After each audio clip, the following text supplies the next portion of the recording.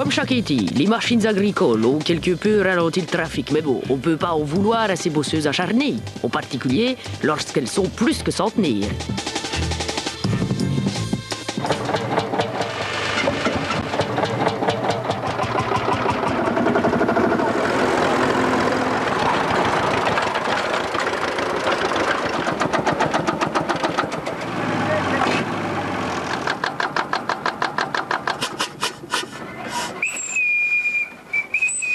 Petite démonstration que vieux ne veut pas forcément dire faible. Ce tracteur à vapeur vient de souffler ses 108 bougies. Il n'a pourtant rien perdu de sa robustesse et de sa puissance d'antan. Il s'agit là de l'ancêtre du tracteur moderne, une pièce unique en Europe. Il développe aujourd'hui encore 10 chevaux vapeur.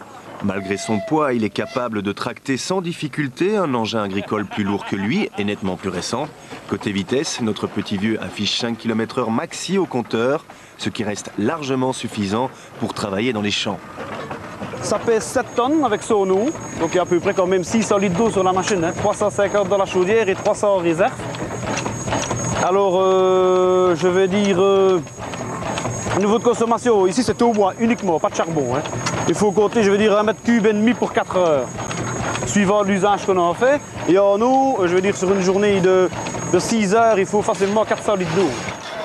En 1894, année de fabrication de ce véhicule, après avoir allumé la chaudière, les fermiers américains devaient attendre plus de 2 heures pour que celle-ci atteigne une pression de 4 bars, niveau minimum pour mettre en mouvement la machine.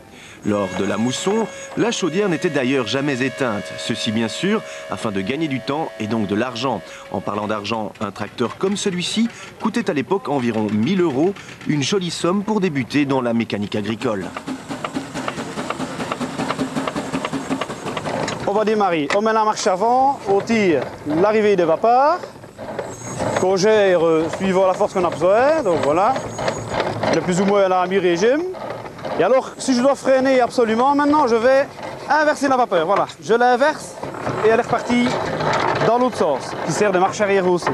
Si je dois freiner en marche arrière ou m'arrêter, je vais revenir au point mort, si je la remets là, elle repart alors en avant.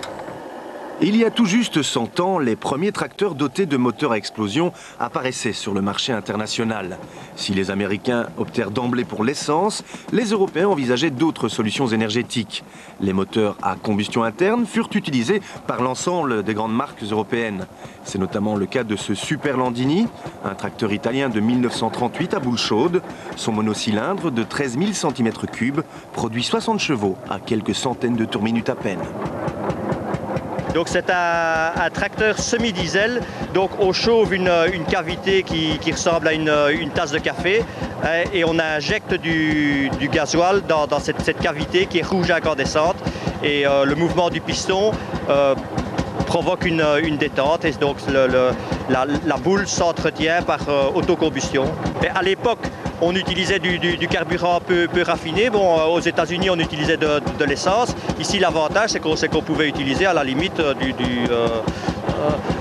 l'huile de vidange. C'est un des prototypes du moteur polycarburant. Dans les années 50, le tracteur diesel fait une percée décisive dans les fermes européennes. La mécanisation permet de décupler la vitesse et donc d'augmenter le volume d'exploitation. Depuis lors, les véhicules n'ont cessé de se perfectionner. Certaines machines agricoles ont cependant conservé un point commun avec leurs lointains aînés. Il faut toujours vérifier, entretenir et préparer le matériel avant emploi. C'est le cas des moissonneuses-batteuses. Au principe, maintenant, avec les graissages centralisés sur les machines modernes, il faut à peu près une demi-heure de préparation par machine. Ici, c'est une équipe de 3 ou 4 hommes qui travaillent sur les machines, donc ça va beaucoup plus vite. On compte une demi-heure, grosso modo une demi-heure par machine, donc pour le graissage. Vérification des huiles moteurs, des huiles hydrauliques, de la pompe hydraulique et alors la poêle mazout, donc le plein de mazout avant de partir. À présent, les véhicules agricoles roulent quasi tous au gasoil de chauffage. La consommation d'un tracteur comme d'une moissonneuse-batteuse dépend de plusieurs facteurs. Le circuit hydraulique est évidemment le grand consommateur d'énergie. C'est des réservoirs qui font à peu près 500 litres. En général, au ravitail, ça dépend du travail, ça dépend du rendement du grain sur le champ. En général, ils ravitaillent aux 3/4 de journée. Il y a une Jeep et une remorque avec une citerne à mazout qui vient ravitailler. Avec leurs dimensions hors normes, ces engins demandent toute l'attention de leur conducteur. De plus, dans le cas d'une moissonneuse, ce sont les roues arrière qui dirigent. Les parcours en ville comme en campagne se révèlent parfois périlleux car les obstacles se comptent par dizaines. De la ferme au champ, la législation belge permet toutefois à un jeune de 16 ans de conduire tout type de véhicule agricole n'excédant pas 7,5 tonnes. Au-delà de ce poids, le conducteur doit être détenteur d'un certificat d'aptitude professionnelle et être âgé de 18 ans. Sans ce certificat, l'âge minimum requis passe à 21 ans. Et une fois la moissonneuse sur le champ, les manœuvres se compliquent un peu plus. Quand on compare par rapport aux premières batteuses, maintenant c'est une machine à tout faire avec une électronique embarquée qui est assez sensationnelle. Donc on pousse toujours pas un peu plus loin, c'est l'avancée de la technique.